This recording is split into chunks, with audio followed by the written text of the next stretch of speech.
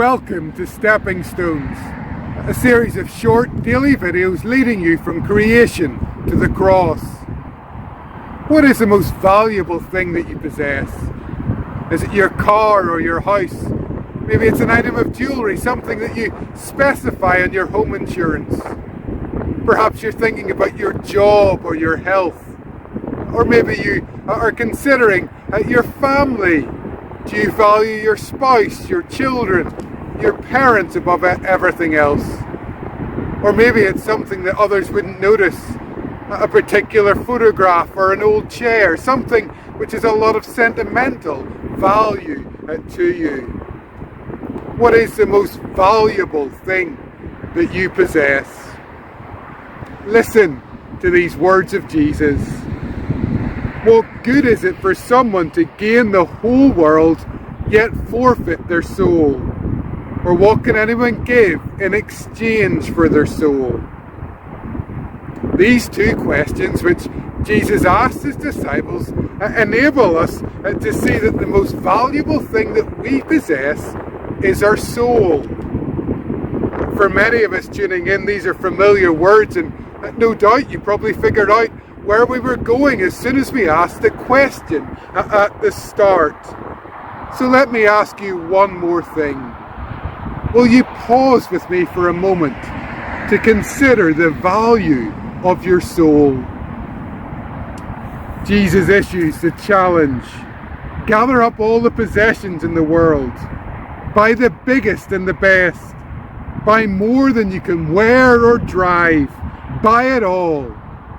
And still, all that you have cannot compare to the value of your soul. In one way, the logic doesn't add up. For us, it's limited editions and one-offs, the things which are hard to get, appearing on the market once in a lifetime. These are the things that we value, that exceed their guide price at an auction. But Jesus says, something which each of us has is infinitely more valuable than anything you can ever buy at auction. Before we move on to see why this is so, we need to notice the dignity this brings to each of us. Rich and poor, Scots and Irish, refugee and immigrant, dictator and murderer, adulterer and churchgoer, each possesses a soul of infinite worth. Each is to be valued. Everyone deserves the love and dignity which we ourselves receive from God. Why? Why is your soul so valuable?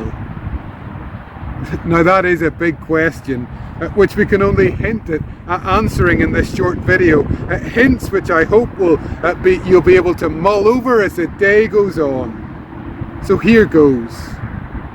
Our souls are valuable because they last and they relate. A spring of water which gives you a fresh drink each time you turn to it is of more worth than an expensive wine. So your soul, which lasts forever, is of more worth than those things which you cannot take beyond the grave. Your soul is valuable because it lasts. Now, paradoxically, your soul lives forever, yet we can also lose it. And we can consider it dead already. At the fall, Adam and Eve were told that they would die. Physically, this took time. Spiritually, their relationship with God was ruptured. They experienced death in their soul immediately. The hope of Easter is that our relationship with God is restored. Our souls are saved. We are made alive to live and love and relate to God our Father. And that relationship is what we are made for. It is deeply satisfying and never-ending. Listen to how the Apostle Paul puts this transformation. As for you, you were dead in your transgressions and sins. But because of his great love for us, God, who is rich in mercy, made us alive with Christ Jesus. It is by grace that you have been saved. Because your soul now lives, you can relate to God, love and be loved by him. He made this possible because of his great love for us, and he did so at infinite cost to his Son through his death on the cross. Yet because he knew the value of your soul, he was moved by compassion to save you. So do you see why your soul is the most valuable thing that you possess? Now, as we close, we need to remember two things.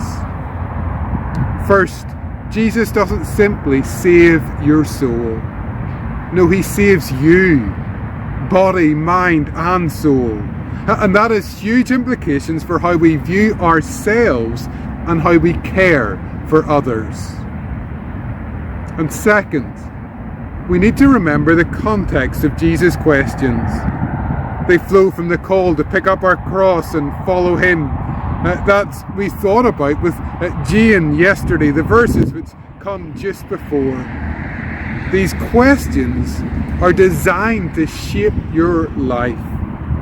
Knowing the value of your soul should motivate you to give up everything as you follow Jesus.